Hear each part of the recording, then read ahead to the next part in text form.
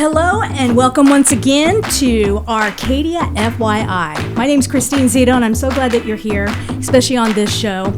You're probably, if this is your first time, you're probably asking, what is Arcadia FYI? Okay, I'll tell you. It's a show that is focused on community here in the city of Arcadia. The podcast will feature some really great interviews that I hope that will inform, enlighten, and entertain. It's going to address some of the issues, because I'm a resident of the city of Arcadia, some of the local issues here in our cities. We will have some fun time addressing those issues.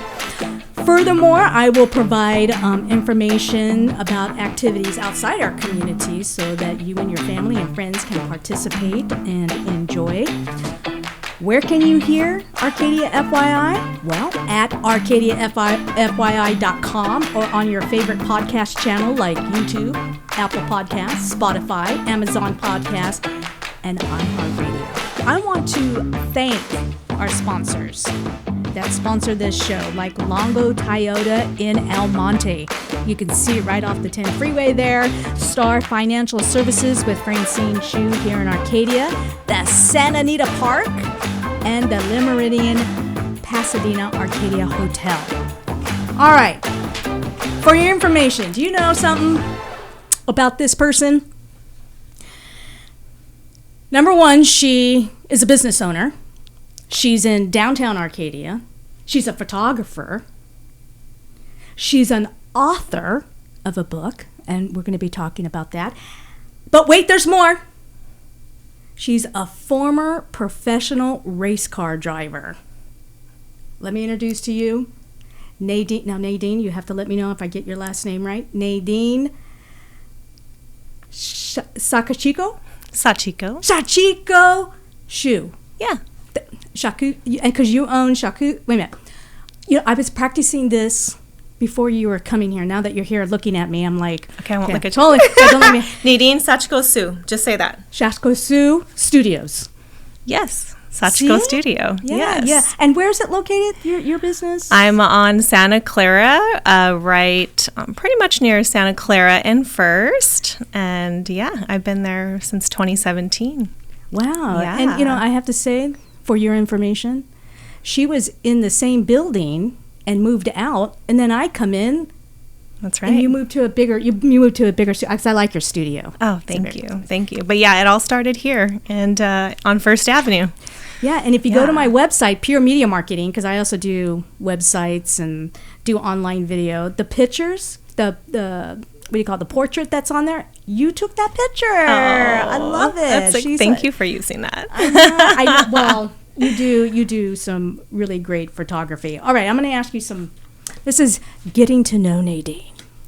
All right, Nadine, what is your favorite board game? Ooh, Monopoly. That is so easy. When I was growing up, I would play Monopoly and I wouldn't know the rules, and then I'd play with my little brother and I would make up rules. And we'd go in lightning round and I'd be like, oh no, he's going broke. Okay, lightning round, and I would just like dump the bank and like give it to my brother. Gosh, yeah, Monopoly. I could not. That's one game I could say that I did not enjoy. But when I did play it, I'd take all the railroads. Yes. Where were you born and raised? Arcadia, California. I was born at Arcadia Methodist Hospital when it was called Arcadia Methodist. And I went to Temple City High, and I also went to Arcadia High, and went to Longley Way Elementary, First Avenue Junior High, and finished at Arcadia. So I never left. You never left. Native California, native Arcadian. Do you have family? Married? Single? Wish you were single? Wish you were married more? Very happily married, and I have 4 daughters. No! Yes. Oh, wow. Yeah. You look. Okay, can I say you look great as a mom of 4 thank children. you. Okay, how old are they? My oldest is 28. No. And then I have a 17-year-old, 11, and 9. Yes, struggling to remember their ages. There's too many. But I think that's right. Pretty sure. All right. Okay, are you a dog person or a cat person? Cats all day. I grew up with cats. I always had about 3 cats. Got married with cats.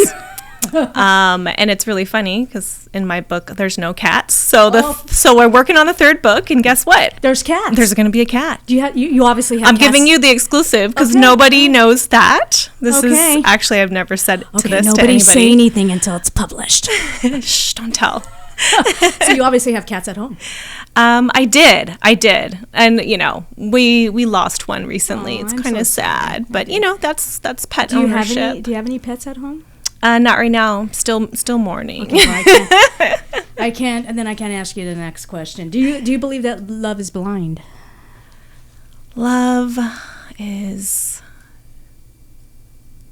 blind. Now that I think about it, I do. And it's funny because I ended up falling for a guy that drives a really nice car. Like, because see, I'm a car person. Yeah, I know. I would judge people, based on what car they drove. And I really liked his car.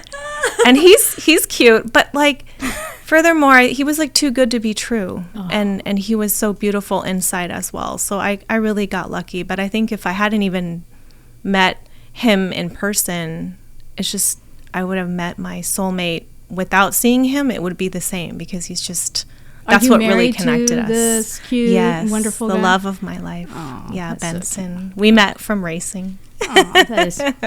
Do you believe in heaven? Oh yeah, it's there. It's there. All right. Okay, so we can continue on now with the interview. Good questions. Okay. All right. I know. Well, there's 6 pages there. I don't want to give them all to you. There were some I was looking at. I think Nadine would like these. Oh yeah. Okay. First question. I need to talk about this because I love sports. Okay. Okay. I am. Go Dodgers. Yes. I mean, totally. Yep. Go Rams. I love anything Los Angeles. Mm-hmm. So I want to talk about your professional driving days. Yes. Yes. Someone told me you were a drifter. Is that what it's called? Yeah. Right? Yeah. So I joined drifting. I was the first female in the United States to pursue drifting. Thank you. And guess where it all started? It started at Irwindale Speedway. Yeah. Yes. And long live Irwindale Speedway. Recently closed. But so my first drifting experiences were at Irwindale Speedway. And those were the first sanctioned drifting events in the United States of America. Yeah. And I was really lucky to be the first female to stomp on those grounds. And I eventually met some other girls. I started mentoring a lot of women because I didn't like being alone. And come on, drifting is fun. It's like going bowling to me, but it's with your car and you slide and you ice skate with your car, but it's a professional motorsport in Japan that migrated over here to the States back in the early 2000s. And so I pursued that and I went pro and I drove the national drifting series called Formula Drift. And I was a 14 sponsored back driver. And I had endorsements and I would ship my car all over the United States and represent my sponsors. And I was a brand ambassador for many companies like Yokohama Tire, Kumho Tire, and lots of other like Sparco, the people who make the racing suits, HJC helmets. So I had a lot of really cool sponsors and I competed and, then I retired. I mean, did you win championships? I think I was really successful at the smaller local non-pro competitions. Okay. Professional driving is so nerve-wracking, and it's not. It all of a sudden separates the people with the strong head game versus the people that they have great skills, but you've got to have both. You've got to be thinking like a killer, like a champion. And, I crashed a few times and it really kind of messed up my confidence. And, it just gets in your head. And you see it in the movies, but it's a real thing. So then anytime I would ever see K-rails when I'm drifting, I would think about the time that I ran into a K-rail and it was just messing with my head. And people paid me a lot of money to drive and you have a lot of pressure. So that then when it's not fun, you don't want to do it. So I love driving local drifting competitions and whooping everyone's butt. So much fun. Do you still drift? I still drift to this day. I want to be invited. Yeah, I should throw a little Arcadia Chamber of Commerce drifting event. That would be really funny. I know, right? Karen McNair, you listening? And Karen? Santa Anita Racetrack, I need your parking lot. You know what, Pete? Pete, where's Pete? We need to get Pete Cibarone. Yeah, we need to have a talk. Yeah, we need to have a talk. That is just, I just think that is just a cool part of your life. Yeah. That is so interesting. It's a lifestyle, and it was a chapter of my life, but it's a lifestyle that I'm currently it's still very much a part of my life. And we're going to talk about your car and where's that at a little bit later, because I do want to get into what I really brought you in here for. Thank you. You wrote a book. I wrote a couple books, yes. I wrote a couple of books, and I'm holding both the books, both of them. Oh, man. Okay, this is so unique. Okay, I'm telling you, this is, when I grow up, I would like to be Nadine. I mean, she's a photographer, business owner, first woman to be a drifter in car racing. And she's an author of 2 books, and they're children books. And so let's talk about The Bully. Yeah, Sachiko and the Bully. This book I wrote, and these books are all tightly based on my experiences in racing. And I wrote this book because I was bullied. And it was really difficult being one of the only females in my drifting field to go out on the track. So I was bullied on the internet. And a lot of people said some really mean things about me, but of course they weren't there with me driving. It was like behind their computer screen, and it was very difficult because when you're the only one, it's kind of like the reputation of all women are on your shoulders. Yes. And so that, like, my time wasn't very easy, and so I wanted to write about that. So I didn't say the internet in this book because it's kind of weird because it's a kid's book. Yeah. So I just said there's a bully named Ned, but Ned is a representation of the haters on the internet that I had to deal with. But it's a very, very true story, and I had people laughing at me, talking behind my back, whispering about me, and you always feel that all eyes are on you when you're kind of the spectacle, which I was at the time. So it's not always like easy peasy and fun, and it's not fun being a trailblazer. And so yeah, that's what the book is about. But it's got a really happy ending, actually. This is, it does have, this is a serious issue. So just talking about that bullying. Yep. Did it take you down a road of, here, I'll just say it, depression and, it's trying to find your identity? I mean, and then did you get help? What would you say to somebody, I go through this? Yeah, a lot of it magnifies your self-doubt, and it magnifies your imposter syndrome, because we all have it, right, to a certain extent, right? Mm-hmm. And it just balloons it, and it becomes so overwhelming that then you don't realize what's truth and what's actually something you've made up in your mind because one person said something that was hurtful, but it's really not indicative of like what the world thinks. And also, what do you care about what they think? Mm-hmm. And so that was a big thing in racing, was trying to remember that, like, it's about your driving. It's not about what people think about you. And bullying, it's just like, it's the same thing. It's like, so you don't like me.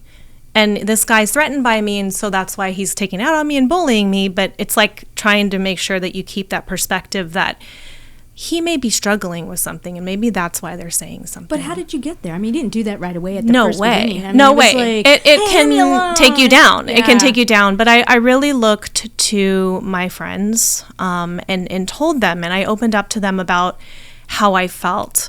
And they instantly told me, they're like, why do you look to put salt in your wounds and keep reading all those bad comments about you? And I couldn't, it was like also my fault I just kept going to look for the bad things, all the bullying comments. And I got a lot of reassurance from not only my friends, but my mentors. And they really told me the most important thing was to just focus on moving forward and not worry about what people think of me. And they kept saying it over and over again. And they said, if you're not having fun, you're not going to drive well. And you need to remember that. And so it was very difficult for me. And I think that's probably why I didn't continue professionally racing, because the bullying was too much for me. So then I kind of retreated and kind of went back to my roots and realized I have more fun just competing locally and having fun with my friends. And I don't want all this pressure, and I don't like the spotlight because it brings this, and my mental wasn't like the A game. So I think over time. Did you ever wanted to quit? All the time. Every time I failed, like if I had a bad race or if I crashed or, everybody has bad days. It was like, you know what, I think I should just stop. And I told my significant other, Benson, who I'm now married to, and I would tell him every time, and he's like, just go to bed and like, we'll talk about it tomorrow. And if you feel like that again tomorrow or in a week, let's talk. But right now, you've really got to get out of your head. And so I needed someone to kind of remind me, like, you are talking nonsense. Wake up. And so it was really hard. And then when I would spin out, if I do a drift and then I wouldn't finish it, immediately I'm just like, you're so dumb. This sucks. I'm so stupid. Everyone's watching me. I should just go home. So it was like a constant fight. And how did you overcome that? Failing so many times and realizing this is a part of my progress. And I would mentor other women who were going through it. And that kind of brought me out of it. Because then I'm like, I know exactly how you feel. And let me tell you, it's not right. You're getting in your own head. No one's watching you and no one really cares. It's only you. And then I started mentoring that. And then all of a sudden, you become a better teacher when you teach people. Yeah, right? I was just going to say, yes. It does make you stronger when you can share. That's right. So I think when I was mentoring my students, I think that's what really, healed me. Yeah. And I went on to do many more greater things than just driving. And to me, it was like a stepping stone that gave me this really strong foundation to rocket off of, to do amazing things like write books and start a business and start another business. And, I feel like racing to some people is huge, but to me, it was just like, it was a stepping stone. And I owe a lot to drifting, but I've gone so much further. The stage to where you're at today. Yeah. How life does that. It was the obstacle course. Yeah. I passed. Yeah, well, you did, because look at now, from racing, you married the dream of your life, and then here you got these books. Yeah. And you can share with other children that life is scary. Yeah. But you can work through it. Yeah. And also I want to show children that girls race cars, and I want to normalize that, because so many of the kids that I read to, they go, this is not real, right? And I go, no, sweetheart, no, that's me. Like, this book is about me. And they're like, wait, you drive? And so just kind of teaching kids that, like, don't judge a book by the cover. And yeah, plenty of women race cars. It's very common. And so that's what I aim to get, like, what I hope to do with these books. And I've had a lot of opportunities to go to schools, both public and private, to read these books. And I get such a good response from not only the girls, but the boys too. Yeah, because Ned ends up coming around. The bully. Okay, I don't want to get, you don't want to give it away, but yes, I mean. It's a good book. And I think it's a great book for any parent to give to their child. They're having problems in probably, I would say, I don't know. You can tell me. Bully starts in elementary, but bully could be younger. Yeah, that's right. I think this is a great book. Now, on the back of your book, it says "Drifting Pretty." Yes. Who are these people? Rochelle, so these are. Ellie, that's Andrea. I ran Drifting Pretty. I founded it in 2003, a year after I started drifting, because I wanted to get more women onto the racetrack. And so a lot of these females that I met, we kind of got together and we're like, I'm going to do Drifting Pretty. We're going to meet every month. We're going to work on cars together. We're going to work on cars together. We're going to get sponsors. We're going to go driving together. We're going to support each other and learn together and kind of come up in the ranks together. Yeah. And so those are the girls that are in Drifting Pretty today. It's still around. They're all racers. Their cars look like that in real life.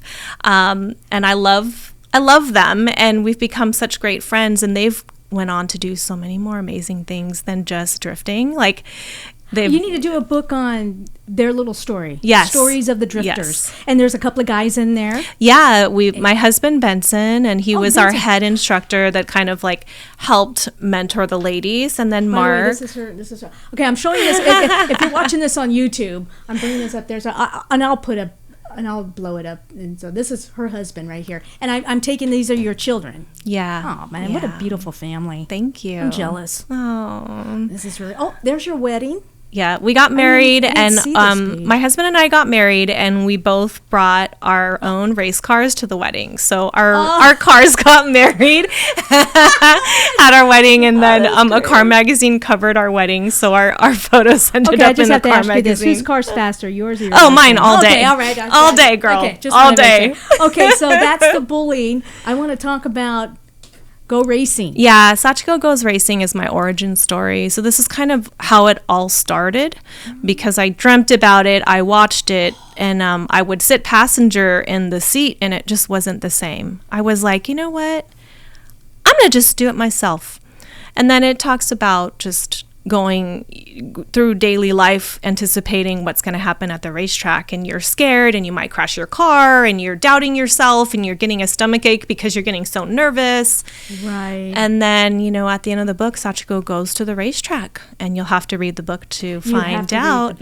But that's kind of how it started with me, and I was in my head a lot, and I don't know if it's my personality or me being a female or what, but instantly when I think of something new, I think of all the bad things that are going to happen, because I feel like an imposter, right? I'm not a driver, I'm an imposter.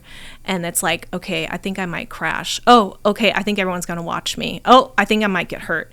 And then it kind of ruins it, right? And then you should really just look forward to it. So we kind of talk about that in the book. I do. Like, okay, on one of the pages it says, it's my favorite page. Okay, yeah. It's a picture of you and you're thinking. There's these pictures of these thoughts. One of them are like these ghostly demons, and another one is a car crashing up in flames, and this is what she's thinking. At school, she daydreams about racing her car. And then she started worrying. What if I'm not good at racing? What if people laugh at me? What if I crash my pretty car? Her tummy hurt and her hands got sweaty. Was she ready? You'll have to read the book to find out. You'll have to read the book. Yeah. Yep. I'm sorry, but here it is right here. I'm showing it again up into the camera.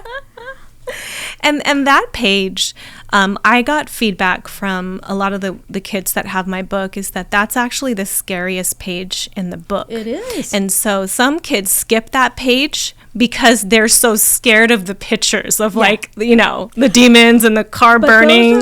Those are true pictures. That's exactly what was going through my head. Of fear. That's right. Because our minds go really far, and it's silly. That stuff didn't happen, and it never did all the times I've gone drifting, but it's just your mind creates this weird. What do they say, that your fears, most of them never happen? Yeah. They only happen in our mind. That's right. Minds are a funny thing, aren't they? They are. Yeah. Stop it, mind. I know. Is there a way we can train our mind? I just, what, during my fears, I just ask God, please give me your peace. And, the reason why I bring this up and we have this conversation is because when I started in the entertainment industry, my first time ever on the air, it's funny how we remember, out of all the years, almost 17 years, I remember the first call from a listener. The very first call.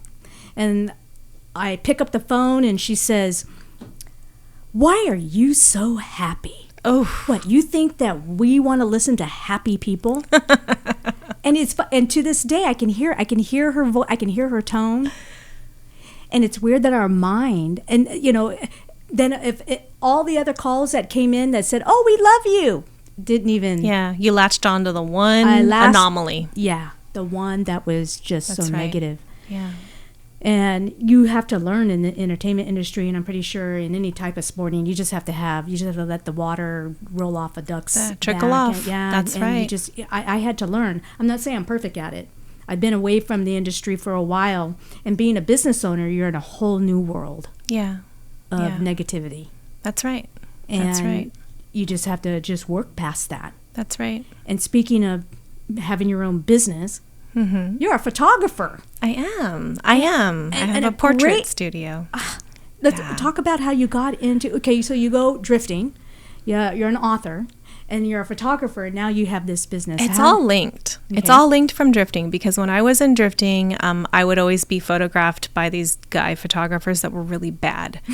And, you know, being a female driver, I want to be known for my driving. I don't want to just be sexy. I'm not a model. I'm a driver. And so they would always be like, show me sexy. And I'm just like, what? Can I just show you happy? They're like, unbutton your racing suit. And I'm like, oh my God, you guys, these are the worst. And so it really, and then I would photograph my students in Drifting Pretty. And I'm like, you know what? This is cool, like photographing people and making them feel comfortable in their own skin. Because that's my thing, is these guys did not know how to photograph me, right? They were just like treating me like I was meat. And so that kind of became my specialty, and I kind of learned from my students like what worked best in photographing girls who hate being photographed. And then I had kids, and then I was very inspired by like just wanting to document things, and then people started asking me, and I'm like, you know what?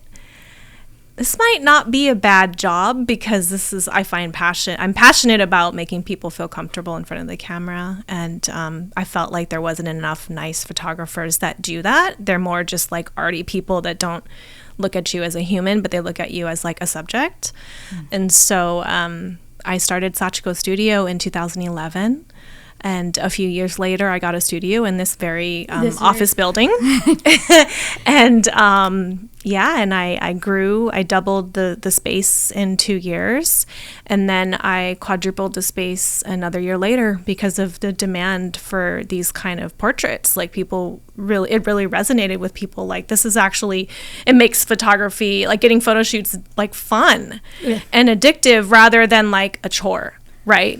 Do you think that writing stories, your pictures tell stories? Yeah. I mean, I don't illustrate these. I have an illustrator, but when I have her illustrate my stories, they're my illustrations in my mind, and I tell her, and everything becomes one in the book. So I wish I could draw, but if I drew, this is exactly what was in my mind, and I don't kind of let them deviate. And I think it's great. I have to say this, that when I first met you and I was going to my first photo shoot with you, you sit me down and the very first thing I said to you, I don't like studio. I just don't want to be in the studio because I feel like it doesn't reflect me. Yeah, you were damaged. I was damaged, yeah. Yes. And you're all and you were just like, okay. And I'm pretty sure you already had it all set up, but you were so good at changing plans. Oh, thank you. So we went outside and we did outside, and I felt great. Yeah.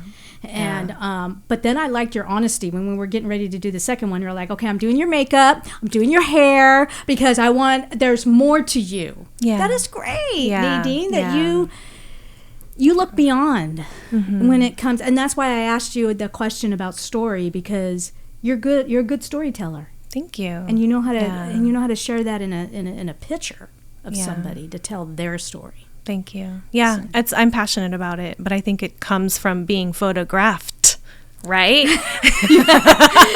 And then, but I want to tell other people's stories. Pictures tell 1,000 words. They do. Yeah, if they could only talk, right? Yeah. So, that's true. Only if they can talk. So where can people find your book?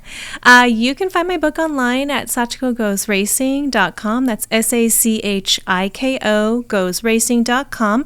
Also at the Santa Anita Mall, if you're there, at Kinokuniya. It's a bookstore next to Adidas on the second floor, across from See's Candy. They also carry my book. They're one of my biggest distributors. And also at the Peterson Automotive Museum in Los Angeles. They're another big distributor of mine. And that's what we're getting to. And by the way, I just want to let you know also too, if you go to arcadiafyi.com, I'll have all this information on there also. Your car is in a museum. Yes, it's going there. She's getting packed up right now. My original race car that I got in 1998. That's when I got it.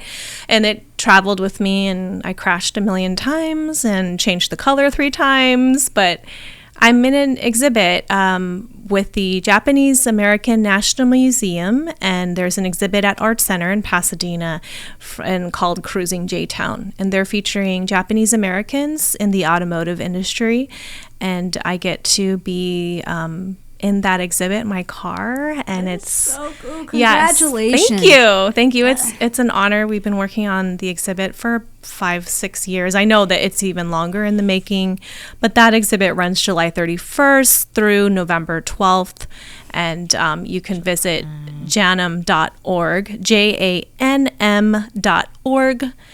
for more information on Cruising J-Town. That is the name of the exhibit. Okay, and I'll get more of that. So yeah, thank you so much. Thank you, Christina. On more Arcadia FYI, and for your information, you can you also get your website to your photography. Yes, it's sachikostudio.com. That's SACHIKO studio.com. And again, it will also be on ArcadiaFYI.com. Thank you so much. Thank you, Christina. And continued success. And FYI, this is super fun. Thank you so much for the invitation. It's an honor to be here. And long live the city of Arcadia. I love Arcadia. Woo! Born and raised, never left, not going anywhere. Thanks, guys. For your information, you can find all the information that Nadine talked about at ArcadiaFYI.com, as you will for all the guests that come on this show. And if you have anything you want to hear, I want to hear about it. And you can do that by going to ArcadiaFYI.com, fill out the form, and I will get in touch with you and work on getting that show on Arcadia FYI. I would like to thank our sponsors, Longo Toyota and El Monte. You got to stop by. They're on this huge acreage. It's like a mall. You just got to check it out. Star 7 Financial with Francine Chu. I love you. The Santa Anita Park in Arcadia. Chelsea, you are wonderful. Pete's even going to be on. Pete Ciboreau is going to be on talking about the Olympics and other things that you probably don't even know that go on at the Santa Anita Park. It's really a lot of fun. And to Gabby and Blanca over at the Le Meridian Pasadena Arcadia Hotel. They're great people. I love that hotel. You got to go to the bar. You got to go to the restaurant. There's so many things that happen in Arcadia. Until next time on Arcadia FYI, be blessed and make it a great day. Make it a great week.